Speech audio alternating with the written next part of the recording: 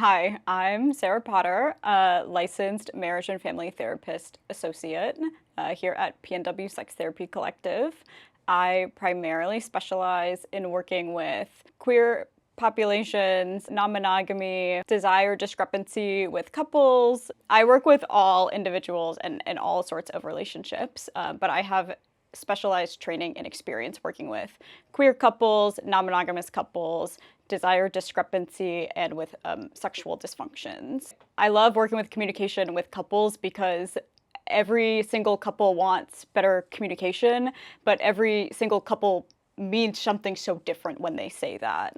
And so it's really about finding where are the gaps in communication and how can we fill in those gaps, and those gaps are they're different for every single couple. And so it's getting really specific about what does better communication mean for your relationship. Sometimes issues with communication can be feeling like you're walking on eggshells and feels like it's scary to bring things up. And then sometimes issues with communication can be we are fighting about this every single day and getting really loud and upset about it. And so I think that what we would do to address that can look quite different, but more generally, finding specific structure tools for communication can be really useful.